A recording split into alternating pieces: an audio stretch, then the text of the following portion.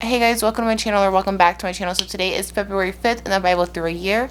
In case you missed it yesterday, we got the 10 Commandments in Exodus, and also in Matthew, Jesus basically called all the Pharisees hypocrites. There was a lot of reasons why he called them hypocrites. But so today we are on Exodus chapter 21 verse 22 through 23 verse 13. And not really sure what's going to happen, but something's probably going to happen.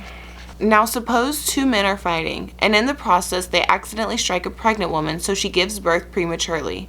If no further injury results, the man who struck the woman must pay the amount of compensation the woman's husband demands and the judge approves. But if there is further injury, the punishment must match the injury: a life for a life, an eye for an eye, a tooth for a tooth, a hand for a hand, a foot for a foot, a burn for a burn, and a wound for a wound, a bruise for a bruise. If a man hits his male or female slave in the eye, and the eye is blinded, he must let the slave go free to compensate for the eye. And if a man knocks out the tooth of his male or female slave, he must let the slave go free to compensate for the tooth. If an ox gores a man or a woman to death, the ox must be stoned, and its flesh may not be eaten.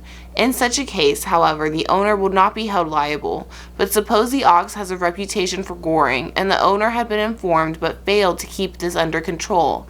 If the ox then kills someone, it must be stoned, and the owner must also be put to death. However, the dead person's relatives may accept payment to compensate for the loss of life. The owner of the ox may redeem his life by paying whatever is demanded. The same regulation applies if the ox gores a boy or a girl. But if the ox gores a slave, either male or female, the animal's owners must pay the slave's owner 30 silver coins, and the ox must be stoned. Suppose someone digs or uncovers a pit and fails to cover it, and then an ox or a donkey falls into it.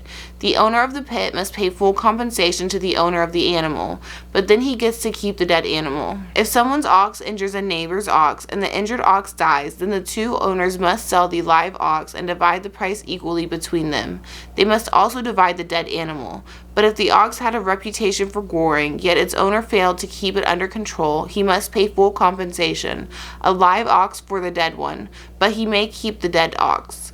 If someone steals an ox or sheep and then kills or sells it, the thief must pay back 5 oxen for each ox stolen and 4 sheep for each sheep stolen. If a thief is caught in the act of breaking into a house and is struck and killed in the process, the person who killed the thief is not guilty of murder. But if it happens in daylight, the one who killed the thief is guilty of murder. A thief who is caught must pay in full for everything he stole. If he cannot pay, he must be sold as a slave to pay for his theft. If someone steals an ox or a donkey or a sheep, and it is found in the thief's possession, then the thief must pay double the value of the stolen animal. If an animal is grazing in a field or vineyard, and the owner lets it stray into someone else's field to graze, then the animal's owner must pay compensation from the best of his own grain or grapes. If you are burning thorn bushes and the fire gets out of control and spreads into another person's field, destroy the sheaves of the uncut grain or the whole crop. The one who started the fire must pay for the lost crop. Suppose someone leaves money or goods with a neighbor for safekeeping, and they are stolen from the neighbor's house. If the thief is caught, the compensation is double the value of what was stolen. But if the thief is not caught, the neighbor must appear before God, who will determine if he stole the property. Suppose there is a dispute between two people who both claim to own a particular ox, donkey, sheep, article of clothing, or any lost property.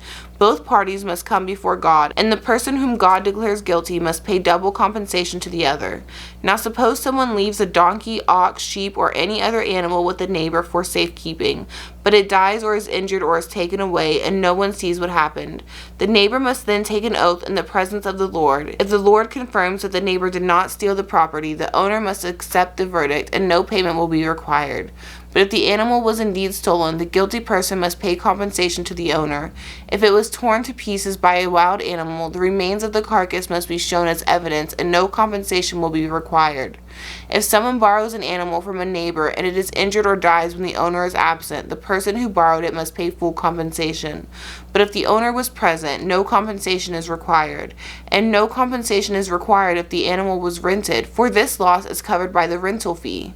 If a man seduces a virgin who is not engaged to anyone and has sex with her, he must pay the customary bride price and marry her. But if her father refuses to let him marry her, the man must still pay an equal amount to the bride price of a virgin. You must not allow a sorceress to live. Anyone who has sexual relations with an animal must certainly be put to death.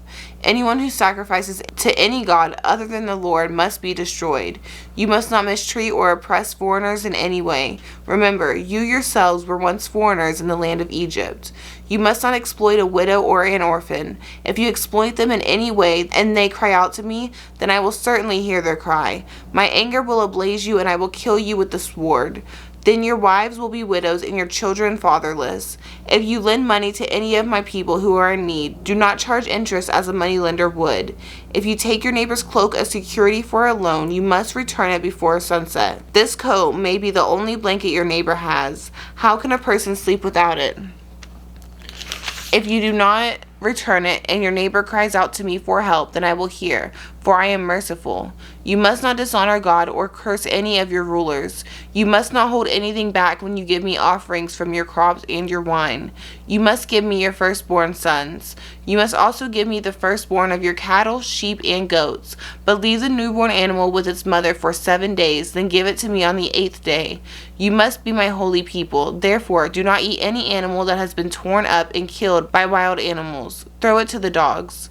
You must not pass along false rumors. You must not cooperate with evil people by lying on the witness stand. You must not follow the crowd in doing wrong. When you are called to testify in a dispute, do not be swayed by the crowd to twist justice. And do not slant your testimony in favor of a person just because that person is poor. If you come upon your enemy's ox or donkey that has strayed away, take it back to its owner. If you see that the donkey of someone who hates you has collapsed under its load, do not walk by. Instead, stop and help. In a lawsuit, you must not deny justice to the poor. Be sure never to charge anyone falsely with evil. Never sentence an innocent or blameless person to death, for I never declare a guilty person to be innocent. Take no bribes, for a bribe makes you ignore something that you clearly see. A bribe makes even a righteous person twist the truth. You must not oppress foreigners. You know what it's like to be a foreigner, for you yourself were once foreigners in the land of Egypt. Plant and harvest your crops for 6 years, but let the land be renewed and lie uncultivated during the 7th year. Then let the poor among you harvest whatever grows on its own. Leave the rest for wild animals to eat. The same applies to your vineyards and olive groves. You have 6 days each week for your ordinary work, but on the 7th day you must stop working. This gives your ox and your donkey a chance to rest. It also allows your slaves and the foreigners living among you to be refreshed. Pay close attention to all my instructions. You must not call on the name of any other gods. Do not even speak their names. And now we are on Matthew chapter 24, verse 1 through 28. As Jesus was leaving the temple grounds, his disciples pointed out to him the various temple buildings. But he responded, "Do you see all these buildings? I tell you the truth. They will be completely demolished. Not one stone will be left on top of another." Later, Jesus sat on the Mount of Olives. His disciples came to him privately and said, "Tell us, when will all this happen? What sign will signal your return and the end of the world?" Jesus told them, "Don't let anyone mislead you, for many will come in my name, claiming, 'I am the Messiah.' They will deceive many, and you will hear of wars and threats of wars, but don't panic. Yes, these things must take place, but the end won't follow immediately. Nation will go to war against nation, and kingdom against kingdom. There will be famines and earthquakes in many parts of the world, but all of this is the first of the birth pains, with more to come. Then you will be arrested, persecuted, and killed. You will be hated all over the world because you are my followers, and many will turn away from me and betray and hate each other, and many false prophets will appear and will deceive many people. Sin will be rampant everywhere, and the love of many will grow cold. But the one who endures to the end will be saved, and the good news about the kingdom will be preached throughout the whole world so that all nations will hear it. And then the end will come. The day is coming when you will see what Daniel the prophet spoke about, the sacrilegious object that causes desecration, standing in the holy place. Reader, pay attention. Then those in Judea must flee to the hills. A person out on the deck of a roof must not go down into the house to pack. A person out in the field must not return even to get a coat. How terrible it will be for pregnant mothers and for nursing mothers in those days. And pray that your flight will not be in winter or on the Sabbath, for there will be greater anguish than at any time since the world began, and it will never be so great again. In fact, unless that time of calamity is short-ended, not a single person will survive, but it will be shortened for the sake of God's chosen ones. Then if anyone tells you, look, here is the Messiah, or there he is, don't believe it, for false messiahs and false prophets will rise up and perform great signs and wonders as to deceive, if possible, even God's chosen ones. See, I have warned you about this ahead of time. So if someone tells you, look, the Messiah is out in the desert, don't bother to go and look. Or look, he is hiding here. Don't believe it. For as the lightning flashes in the east and shines to the west, so it will be when the Son of Man comes. Just as the gathering of vultures shows there is a carcass nearby, so these signs indicate that the end is near. And now we're on Psalm chapter 29, verse 1 through 11.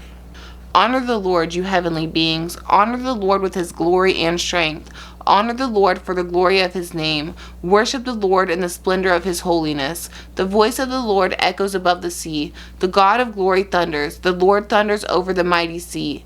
The voice of the Lord is powerful. The voice of the Lord is majestic. The voice of the Lord splits the mighty cedars. The Lord shatters the cedars of Lebanon. He makes Lebanon's mountains skip like a calf. He makes Mount Hermon leap like a young wild ox. The voice of the Lord strikes with bolts of lightning. The voice of the Lord makes the barren wilderness quake. The Lord shakes the wilderness of Kadesh. The voice of the Lord twists mighty oaks and strips the forest bare. In his temple everyone shouts, Glory! The Lord rules over the floodwaters. The Lord reigns as king forever. The Lord gives his people strength. The Lord blesses them with peace. And now we're on Proverbs chapter 7, verse 6 through 23. While I was at the window of my house, looking through the curtain, I saw some naive young men, and one in particular who lacked common sense. He was crossing the street near the house of an immoral woman, strolling down the path by her house. It was at twilight, in the evening, as deep darkness fell. The woman approached him, seductively dressed and sly at heart. She was the brash, rebellious type, never content to stay at home. She is often in the streets and markets, soliciting at every corner. She threw her arms around him and kissed him, and with a brazen look she said, I've just made my peace offerings and fulfilled my vows. You're the one I was looking for. I came out to find you, and here you are. My bed is spread with beautiful blankets, with colored sheets of Egyptian linen. I perfumed my bed with myrrh, aloes, and cinnamon. Come, let's drink our fill of love until morning. Let's enjoy each other's caresses, for my husband is not home. He's away on a long trip. He has taken a wallet full of money with him and won't return until later this month. So she seduced him with her pretty speech and enticed him with her flattery. He followed her at once, like an ox going to the slaughter. He was like a stag caught in a trap, awaiting the arrow that would pierce its heart. He was like a bird flying into a snare, little knowing it would cost him his life. And that is it for February 5th in the Bible through a year. I hope everybody has a good day. I hope everybody had a good Thursday. I know technically it's probably Friday, and I know you'll probably watch this on Friday, but I hope you have a good Thursday and a good Friday. And with that being said, I'm going to end this now. So I love you. Jesus loves you. Bye.